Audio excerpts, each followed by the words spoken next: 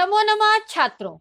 आज विद्यालय से मैं निधि श्रीवास्तव एक बार फिर से कक्षा 10वीं के छात्रों का अपनी कक्षा में संस्कृत की इस कक्षा में स्वागत करती हूँ। छात्रों, पूर्व की कक्षाओं में हमने अन्योक्तियां अर्थात अन्य प्लस उक्तियां अर्थात दूसरों के माध्यम से कही गई बातों के विषय में चर्चा किया है। छात्रों, हमने आपको यह भी बताया कि अन्योक्तियां जो है वो संस्कृत की ही एक विधा है। ठीक है, एक टाइप है, एक प्रकार है। तो छात्रों, ये ग्रामर पोर्शन कहलाता है ज्यादातर। तो छात्रों, यह जो अन्योक्तियां है, ये जो आपके अध्याय में है, वो श्लोकों के माध्यम से हमको हमारे जीवन में सद्वृत्ति और सत्कर्म करने के लिए संदेश देते हुए यह उक्तियां कही गई हैं। तो छात्रों, आपको बता दें कि पूर्व की कक्षा में आपने राजहंस के विषय से जाना कि आपको कैसे किसी का बदला चुकाना चाहिए। अगर कोई आपके लिए अच्छा कार्य कर रहा है तो आपको भी उसका प्रत्युपकार करना ही है। और यह भी बताया गया कि एक राजहंस जो है वो अकेले बगुला के बराबर नहीं होता है, क्योंकि बगुला जो है वो साल भर तालाब के किनारे रहता है परंतु उस तालाब को सुंदरता नहीं मिलती है, जबकि एक राजहंस उस तालाब में आकर बैठेगा या वहां का पानी पिएगा या कुछ भी वहां पे किया तो उस तालाब को सुंदरता प्रदान होती है। सुंदरता कही जाती है कि यहाँ पर इस सरोवर में राजहंस आकर विचरण किए। तो छात्रों, आगे के श्लोकों के माध्यम से हमको किसके बारे में बताया जा रहा है, आइए हम लोग देखते हैं। क्लास 10 संस्कृत द्वादशा पाठा अन्योक्त्या का तृतीय भाग। छात्रों, प्रस्तुत पाठ में भी हिंदी भाषा में अन्वय, शब्दार्थ, संधि विच्छेद और प्रश्नोत्तर पर हमने प्रकाश डाला है। आइए देखिए छात्रों, श्लोक नंबर 3। बहुत ध्यान से देखिएगा छात्रों, बहुत कठिन स्पेलिंग है। तो यही रल पैरपी करुणया भीम भानो निधागे मालाकार व्यर्ची भौता या तरोरस्य पुष्टि सा किम शक्या जनितुमि प्राविशेण्येन वाराम धारा सारानपि विकीर्ता विश्वतो पारिदेन। ठीक है छात्रों, बहुत ध्यान से स्पेलिंग को फिर से मैं रिपीट कर रही हूँ, श्लोक को ध्यान से देखिए। तो यही रल्पैरपि करुणया भीम भानो निदागे मालाकार व्यर्ची भौता या तरोरस्य पुष्टि सा किम शक्या जनितुमि प्राविशेण्येन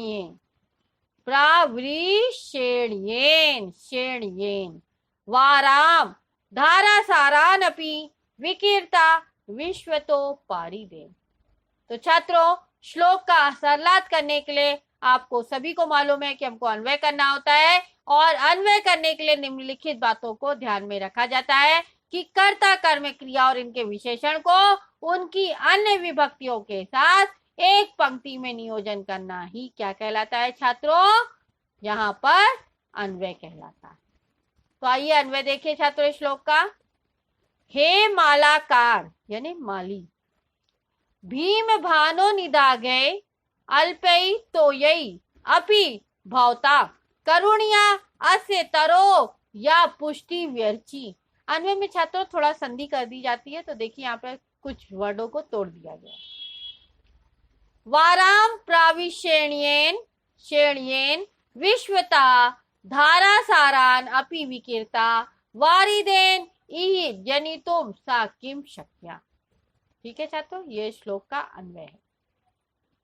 तो अन्वय के माध्यम से हम इसका शाब्दिक अर्थ जान लेते हैं छात्रों, तो ध्यान से देखिए। हे मालाकार, हे मालाकार यानी किसको संबोधित किया गया, माली को। तो हे माली, भीम भामो, भीम यानी सूर्य, भीम यानी अत्यधिक तपना, और भानो यानी सूर्य का पर्यायवाची। तो सूर्य के, भीम भानो का मतलब क्या हुआ? सूर्य के अत्यधिक तपने पर। निदाघे, निदाघे यानी गर्मी की ऋतु में, यानी ग्रीष्म काल में। तो ग्रीष्म काल में आप सभी को मालूम है कि सूर्य अत्यधिक तपता है, तो इसलिए वही बातों को कहा जा रहा है कि हे माली, सूर्य के अत्यधिक तपने पर ग्रीष्म काल में अल्पई यानी कम, थोड़ा सा, तोयई यानी पानी, अल्पई तोयई यानी जल को या जल के द्वारा, अपि यानी भी, भौता यानी आप के द्वारा, करुणया यानी करुणा से, अस्ति यानी इस, तरो यानी वृक्ष की, पुष्टि या यानी या, जो यानी जिस प्रकार से, या का मतलब होता है जो या जिस प्रकार से, पुष्टि यानी पोषण, व्यर्ची यानी किया गया है। ठीक है, तो वो क्या कह रहा है कि हे मालाकार, हे माली, भीम भानो निदागे अल्पे तो ये, यानी सूर्य के अत्यधिक तपने पर, कब? ग्रीष्म काल में, जब सूर्य बहुत अधिक तपता है तब, अल्पई तो यानी थोड़े से जल के द्वारा भी, आपके द्वारा, करुणया स यानी करुणा के साथ, अस्य तरो यानी इस जल से, इस वृक्ष की, या पुष्टि व्यरची यानी इस पेड़ का जो पुष्टि किया जाता है यानी पोषण किया जाता है थोड़े से जल के माध्यम से। आगे देखिए छात्रों, वाराम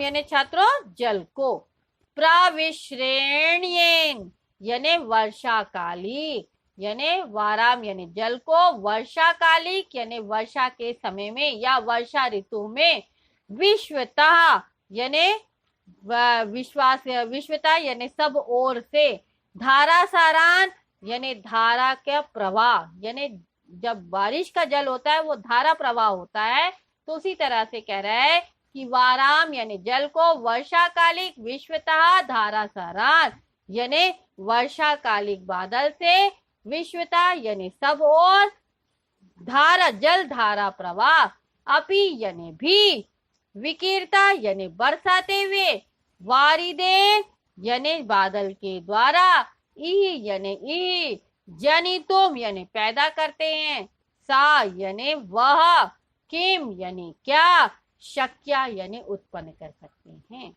ठीक है, तो वो क्या कह रहा है कि हे मालाकार, भीम भानु निधागे अल्पे तो ये, अपि भौता करुणिया, अस्य तरो या पुष्टि व्यर्ची, अर्थात ग्रीष्म काल में सूर्य के अत्यधिक तपने पर थोड़े से जल के द्वारा, जो आपके द्वारा इस पेड़ की पुष्टि या पोषण किया गया है, वाराम प्राविश्येण विश्वता धारा सरान अपि विकीर्ता, वारिदेन इहि जनितुम सकिम शक्या, अर्थात वाराम यानी वर्ष, प्राविश्येण यानी वर्षाकालिक बादल से सब ओर धारा प्रवाह जल बरसाते हुए भी, यहाँ से धारा प्रवाह जल बरसाते हुए बादल से क्या वह पोषण उत्पन्न कर सकते हैं, यानी वह पुष्टि कर सकते हैं। यानी माली की तुलना बादल से की जा रही है कि जिस प्रकार